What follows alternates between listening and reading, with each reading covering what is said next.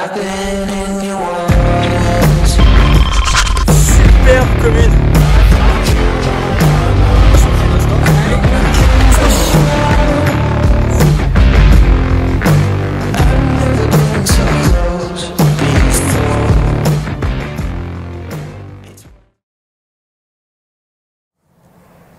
Salut à tous, me voici pour une nouvelle vidéo. Donc après quelques semaines d'absence due à une suspension de permis pour être franc, je n'ai pas pu aller à la pêche puisqu'en vélo c'est assez compliqué. Donc une nouvelle vidéo cette fois-ci sur les distance sticks et sur la manière de clipper les cannes. Il y a quelques astuces qu'il faut savoir, peut-être certaines vous les connaissez, certaines je ne pense pas que vous les connaissez. Donc on voit ça tout de suite dans la vidéo. Donc pour ce fait, pour clipper correctement mes cannes, je vais utiliser les distance sticks.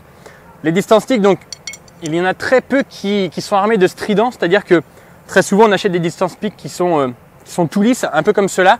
Donc ça, ce sont des Fox normalement qui ont le petit bouchon rouge. Et en fait, ils ont la particularité de ne pas avoir de strident, ce qui fait que souvent les tresses et les fils glissent comme beaucoup de bâtons. Donc moi, ce que j'ai fait, petite astuce, c'est que j'y ai mis en fait quelques tours de scotch, donc à certains endroits. J'ai mis des tours de scotch et aussi sur les têtes, ce qui fait qu'en fait, quand ma tresse et mon fil viennent s'y enrouler autour, évite que cela remonte, sorte du piquet et viennent faire des gros tas de nœuds. Donc pour ce qui est de l'installation, il est très important en fait d'avoir des distance sticks qui sont très bien scellés au sol. Donc là j'ai de la chance, c'est une petite pelouse très propre. Parce que il faut vraiment qu'en début de pêche en fait vous l'installiez et que ce soit très solide. Sinon après ça va bouger et ça va vous faire quelques nœuds. Ensuite on utilise le mètre. Donc selon votre préférence de pêche. Là, je vais vous en faire un petit 3 mètres. Hop, je vais y coller 3 mètres. Donc moi, très souvent, je pêche avec 5 mètres, bien sûr. Hop. Donc là, j'y colle 3 mètres. Ils sont très bien installés. Il n'y a plus qu'à commencer à clipper la canne. Donc pour clipper une canne, il est très important d'avoir le pick-up avec frein serré, mais ne pas utiliser son frein. C'est-à-dire qu'on ouvre le frein. Très souvent, certains le desserrent à fond et puis utilisent leur frein pour venir clipper les cannes, ce qui n'est pas très bon pour les freins. Donc, il est préférable d'ouvrir son pick-up, d'y poser son plomb sur un des pics, et puis ensuite on compte le nombre de tours qu'on le vend. Donc là je vais faire une pêche à 60 mètres, enfin du moins une démonstration à 60 mètres. Donc là je vais y faire 20 tours de piquet à 3 mètres. Donc 1, 2, 20. On vient bien y mettre son sion au dernier piquet, on installe son clip. Quand on pêche à l'élastique ou au marqueur, on installe ensuite son élastique ou son marqueur. Voilà. Hop. Donc là sur le distance stick, on peut très bien voir que la tresse est super bien tendue, qu'elle est maintenue par ces petits bouts de scotch justement que j'ai mis en intermédiaire. Donc là ma tresse très bien tendue, je vais pouvoir clipper ma canne et ensuite je vais pouvoir remouliner sans m'en mêler. Les piquets sont vraiment bien tenus. Voilà. Ce qu'il faut surtout pas, c'est que en fait quand vous faites avec votre tresse ou votre fil, que votre tresse ou votre fil vienne en fait à ne pas être assez tendu et faire un peu la vague comme ça, ce qui fait que votre fil ne serait pas tendu et vous n'allez pas pêcher très sérieusement et très proprement. Il faut vraiment que le fil soit tendu pour avoir le nombre de mètres voulu. Donc là on est bien clippé, c'est parfait, il n'y a plus qu'à remouliner ça. Donc il reste aussi un moment compliqué, c'est au moment de mouliner. Quand vous allez ramener en fait votre fil, très souvent en fait on est amené à faire des nœuds à cause du vent en fait. Donc le mieux c'est de se mettre le vent dans le dos et que le fil soit poussé à aller vers là-bas, histoire que le passe bien en fait autour des pics, et assurez-vous que vous n'ayez pas d'arbre en haut ou sur les côtés pour ne pas venir à vous emmêler. Donc là on y va très doucement, ça sert à rien d'aller très vite et de faire le kéké. On y installe son doigt pour bien retendre le fil et on bouge la canne à suivre toujours l'allure du fil et là où il se dirige. Hop, on récupère le plomb. Et maintenant, on va commencer à clipper les cannes sur le coup. Donc là, en fait, ce que j'ai fait, c'est qu'aujourd'hui, je suis venu sur un terrain de foot, puisqu'il va être plus facile pour moi de vous montrer comment se passe le clippage des cannes sur un spot. Et là, en fait, le test que je vais faire, donc c'est vraiment la première fois que je le fais, c'est que je vais clipper ma canne à spod donc à 60 mètres. Donc là, je viens de la clipper. Je vais y dérouler mon plomb pour voir l'impact et je vais y poser un piquet. Ensuite, je vais revenir sur ma ligne blanche et je vais lancer ma canne à spod, voir si mon spod arrive réellement aux 60 mètres que j'ai clippé auparavant, avec la tension de la canne, le rebond, si le fil il y a du mou ou autre dedans. Et ensuite, on va imaginer donc que ce piquet soit amorcé, et avec une canne et du nylon, je vais essayer de voir si en clippant à 60 mètres, si mon nylon est assez élastique pour aller derrière ce piquet ou si le plomb arrivera vraiment au piquet. Donc là, on va mettre le moulinet sur la ligne blanche et on va dérouler 60 mètres. Donc c'est parti, la canne elle est bien restée là-bas et on va voir ce que ça nous mène les 60 mètres. Hop, donc là je viens de tendre le fil. Hop, donc là c'est là que le plomb devrait tomber quand on clippe à 60 mètres. Allez, on va installer ça.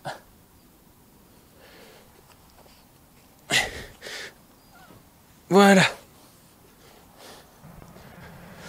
Donc là maintenant, il me tarde de voir ce qui va se passer. Donc là bien sûr, je n'ai pas mis un spod, j'ai mis un plomb.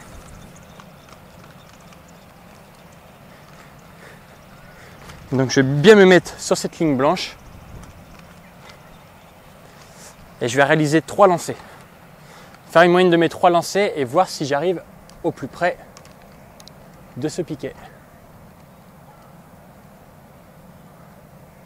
Allez, c'est parti pour un premier lancer.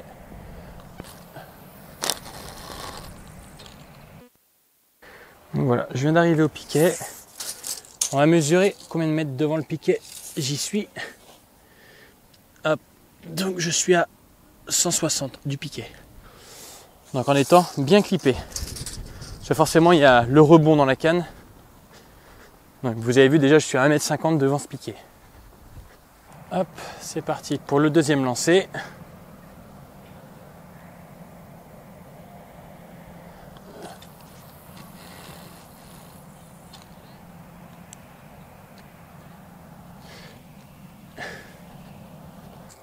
Donc pour ce deuxième lancer, j'arrive à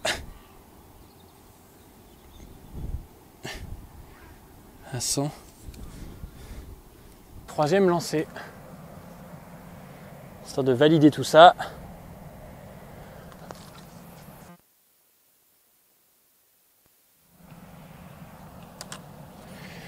Allez.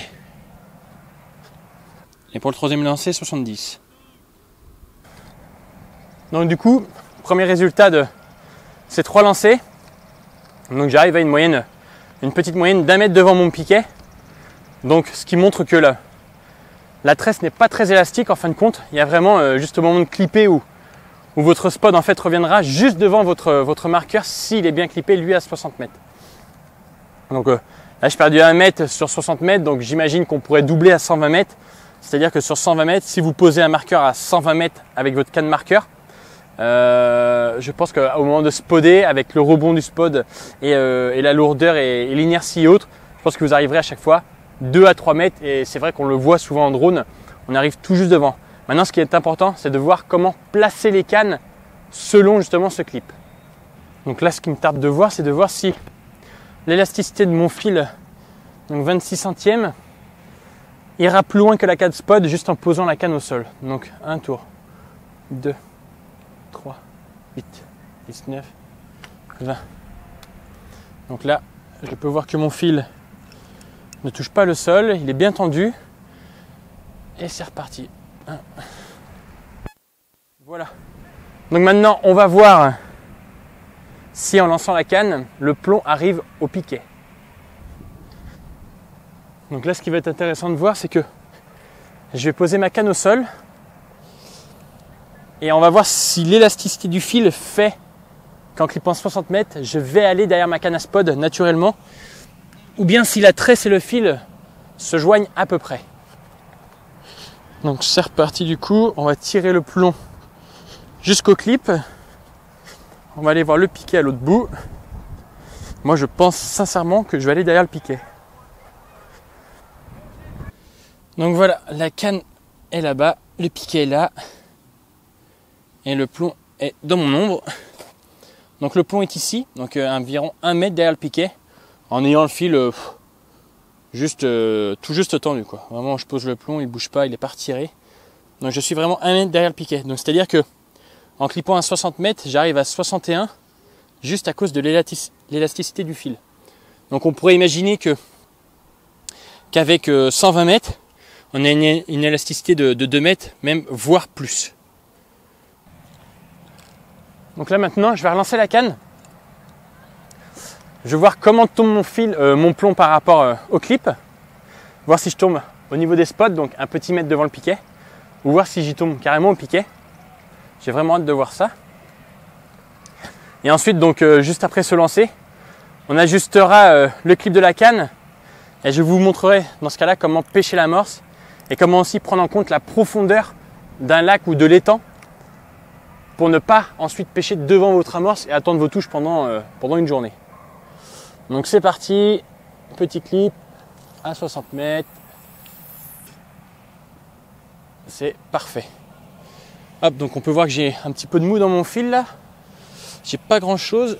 Si je tends mon fil, j'ai l'impression que j'ai un bon mètre. On va aller voir ça tout de suite. Donc la canne est là. On va tout de suite aller voir où est-ce que donne le plomb, sans bien sûr venir à truquer la vidéo.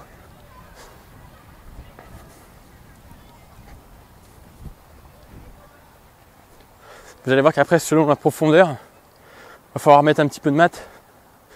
Théorème de Pythagore, je ne sais pas si ça vous dit quelque chose. Et donc le plomb est tombé, et bien quand même ici, 1 mètre devant. Donc vous voyez, le plomb est ici, le piquet est ici.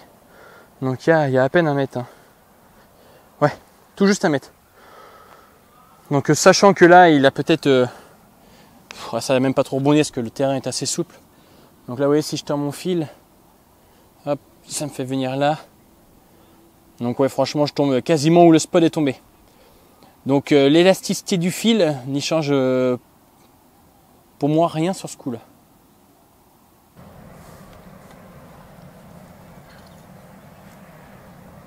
Bon, bien, suite à ce clip, donc j'ai pu remarquer qu'en fait mon plomb arrive vraiment à hauteur du spot.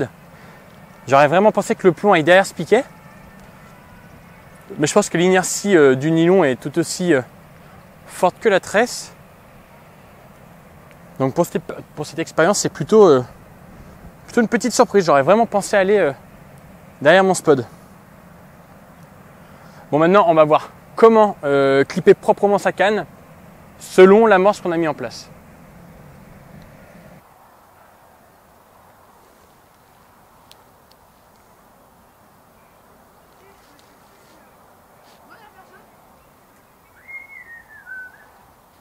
Donc pour parler du clip de la canne selon l'amorce, il y a plusieurs façons de procéder.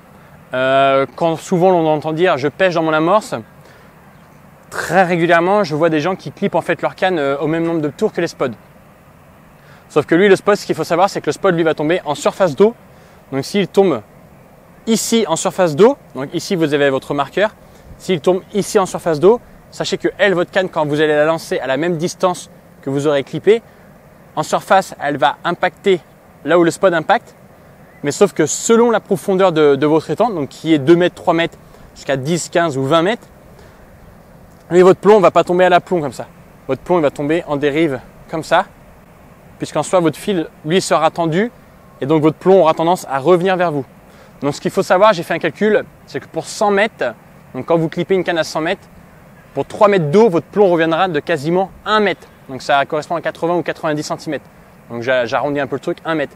Donc c'est-à-dire que si vous spodez à 60 mètres, il faudra clipper votre canne à 61 voire 62 pour pouvoir pêcher au milieu de cette amorce. Si vous ne faites pas ça, en fait, vous allez pêcher devant votre amorce et parfois cela va vous faire perdre beaucoup de temps puisque eux, les poissons, très souvent, viennent du large ou viennent sur les côtés d'amorçage. Très rarement, ils viennent de la berge à l'amorçage.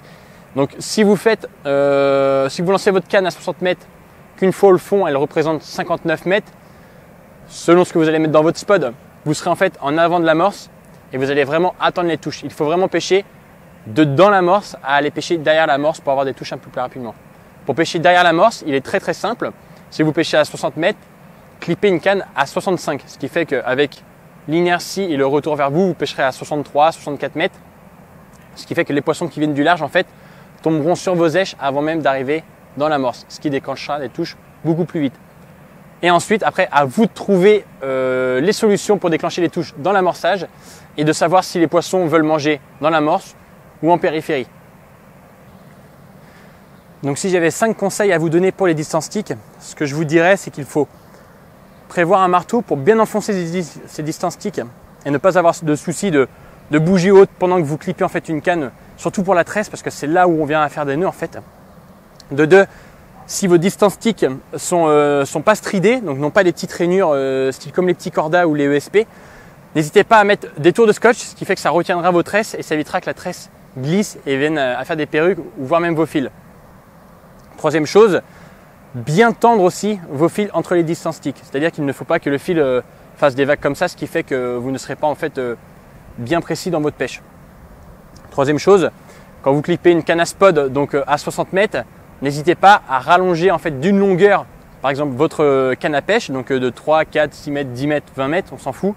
N'hésitez pas à rallonger histoire de ne pas pêcher devant votre amorce, sinon vous allez vraiment attendre des lunes et des lunes pour avoir une touche. Dernière chose, n'hésitez pas à vous mettre surtout dos au vent pour travailler sur vos distance sticks, puisqu'en fait sinon votre fil va vous revenir dessus dans le moulinet ou dans vos anneaux et faire des nœuds en tête d'anneau. Vous pouvez même casser un sion, ça m'est déjà arrivé. C'est vraiment bête, vous perdez du temps en compétition. Donc surtout, dos au vent, assurez-vous qu'il n'y ait pas d'arbre.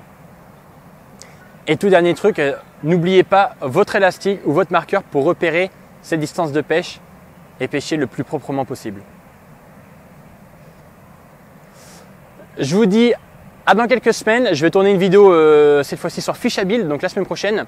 Donc une vidéo sur une technique de pêche particulière. Je vous en dis pas plus, ça va passer fin mai sur la chaîne. Donc encore désolé d'avoir perdu un peu de temps sur la chaîne, puisque je vous dis vraiment que sans permis ça a été vraiment un peu une catastrophe. J'ai pu faire une compétition il me semble la semaine dernière, donc je n'ai vraiment pas pu pêcher. Je me suis consacré au boulot avec mon vélo. Surtout, on ne s'oublie pas, n'hésitez pas à vous abonner, à cliquer sur la petite cloche pour recevoir les notifications, à me suivre sur ma page Instagram, il y a quelques poissons en photo de la dernière compétition. Et sinon, on se redit à fin mai. Ciao!